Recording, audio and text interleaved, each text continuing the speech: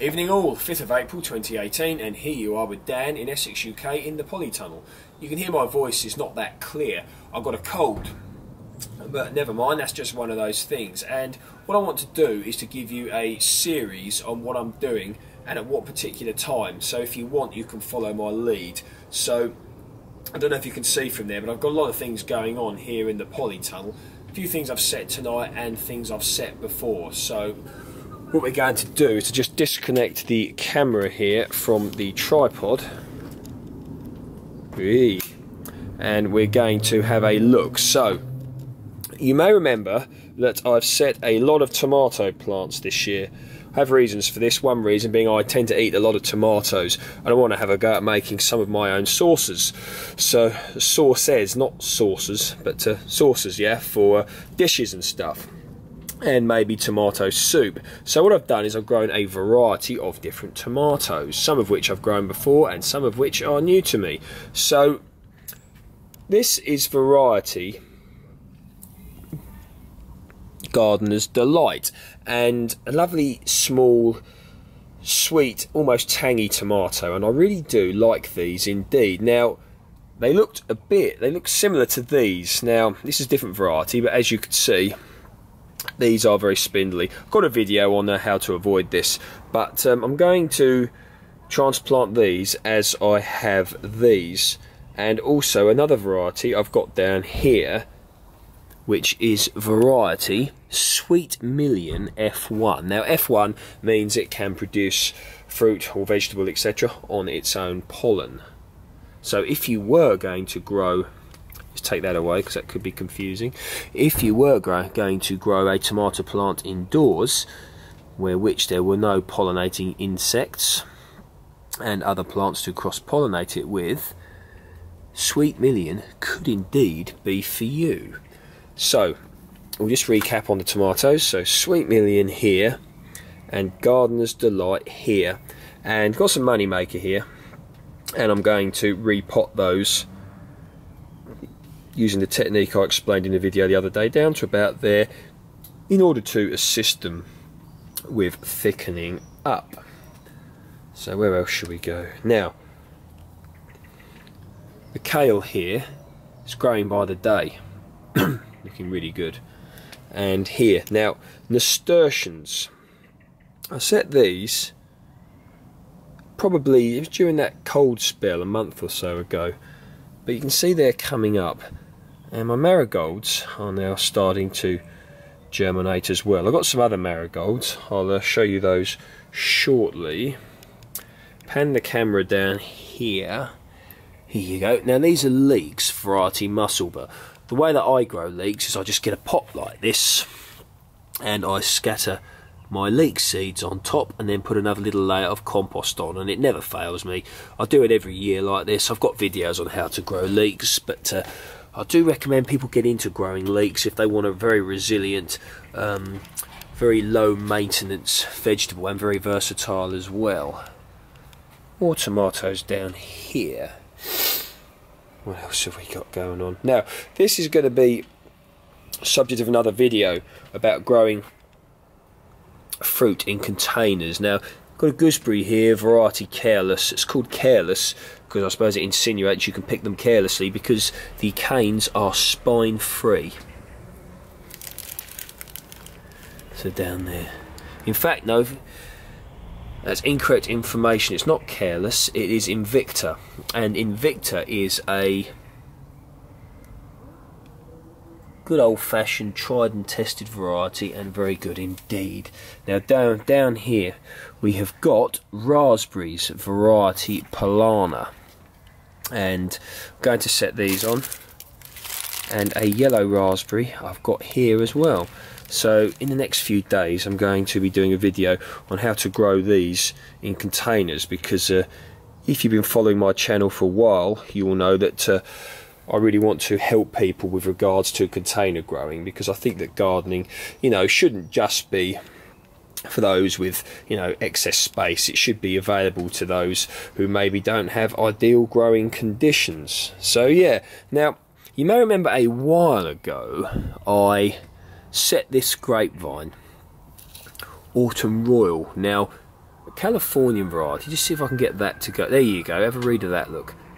Autumn Royal Indoor, black blue seedless scrape with firm juicy flesh and thin skin. Ripens late in the season and is best grown indoors. Now purchase that from Ken Muir. I suggest you check them out. So these grow in a polytunnel generally in the UK. This is at least my understanding of it, due to the fact that our climate is generally far from California-like. But I'm expecting some good crops off of this when it matures. So what it will do is it'll establish this year, and then it will proceed to grow out in subsequent years, and then fruit should result. Now, this is a grapevine cutting. I won't go into it too much because I had a lot of this sort of thing in the video the other day.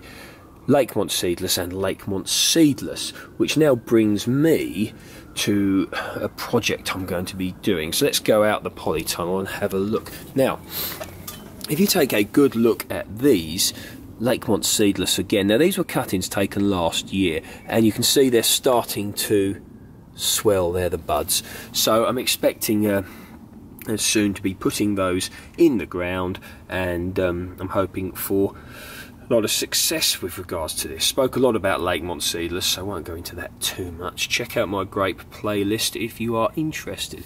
Now, one thing people should do, ideally, is to write down the variety in which you are growing, because quite often you can forget, and it's very frustrating, especially with something like a grapevine, which quite often will live for many, many years. And it's nice, in my opinion, to know what you're growing in case you want to propagate off of it and swap with people that want a particular variety. I just think, make sure you put your labels on so that people and yourself know what you're growing. I just think lots of benefits from that. Let's go, whoops, back in the polytunnel in here. Now, what else have I been up to today? Now, put the camera here, and I've set some courgettes tonight, variety long green bush, and I've got them here, here, here, here, and a few in some single containers. And once again, you can see I've labelled clearly what I've got, because it's very important that you do that. I've got some more marigolds coming up here, so I'm very happy with how they are doing, considering I set them when the weather was far from favourable. And I'll give you a little update on the cherry. So yeah, the cherry variety Stella, which my understanding was the first self-fertile cherry, to be introduced to the UK. It's a Canadian variety, and with regards to growing cherries, they used to pose problems, well, they still do in many ways, but generally, or historically, cherry trees were rather large trees, and you needed two in order for cross-pollination. But the Stella cherry was developed in Canada, and therefore it's a self-fertile variety bred to be self-fertile, so it produces fruit on its own pollen. So that's very good, because as you can see, growing within a polytunnel, you can see that it's unlikely that pollinating insects are going to get in here for cross-pollination, blah-de-blah-de-blah. So this will produce fruit on its own pollen, and it will burst its buds very, very soon, and it will be a lovely show of white cherry blossom in the polytunnel. Now, commercially, cherries generally now are grown within polytunnels, and the reason for this is because in case you get dodgy weather, so to speak, which is quite common here in the UK, and also the fact that it keeps the birds off, because birds generally will, if you get cherries, the birds will eat everything, and so quite often they can strip a tree. They'll even eat them when they're green, and you won't get one fruit. So yeah, and these are going to burst. Beautiful. It won't be too long before that happens.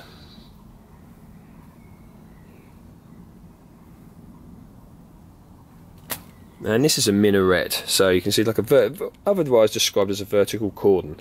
So there you go, it starts off down there and then woof up here. Not the best specimen, to be honest. This spent a lot of its first few years in the ground and somewhere else, not here. And it wasn't in an ideal place. My fault, because I planted it in the wrong place when I knew less than I do now. But I took it up a few years ago. In fact, when did I take it up? Earlier, last year anyway. And put it in, had a good crop. And so far, so good.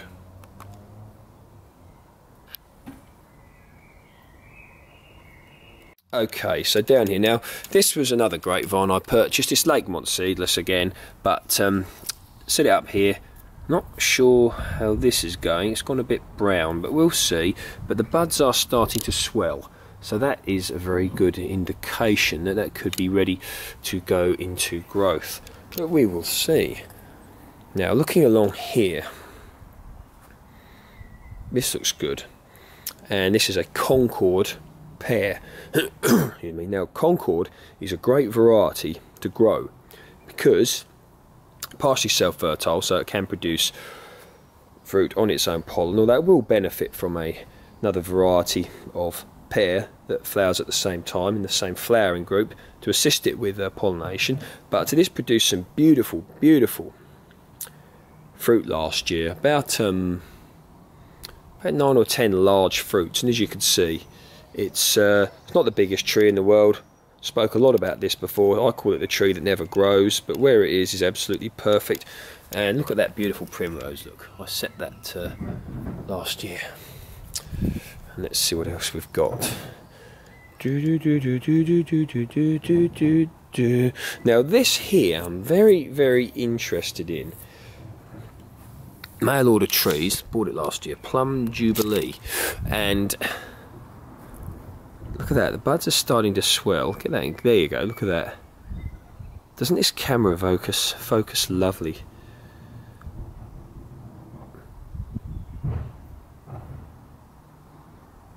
Look at that, look. Gorgeous, aren't they? Buds, and hopefully some flowering buds. Fruiting buds, maybe I'll get some crop this year. Who knows? Something tells me this is going to be a big tree one day. Truly hope so. What else have we got here? Worcester pear and apple. Purchased this at the same time as the mail order tree from mail order trees as the Jubilee plum. But expecting that to do quite well as well.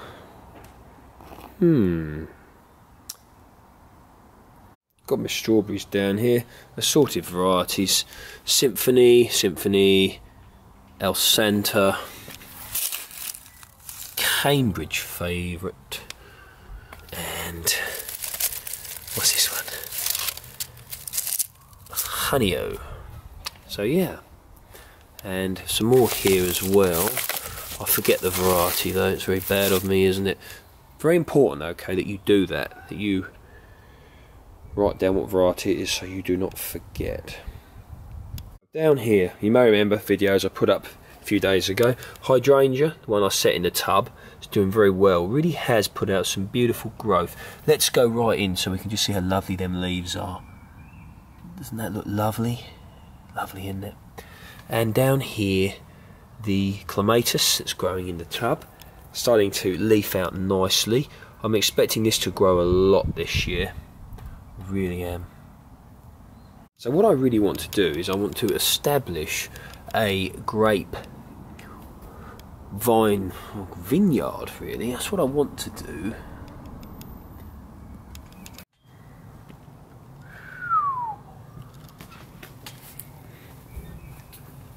So there you go, better look at what I've got happening here. So what I've sort of got is a cross section, if you will, of things that you can grow if you want. If you've got a little bit of space, a few fruit trees. I've got got some nice flowers. Oh, I didn't show you these. Sunflowers, giant yellow.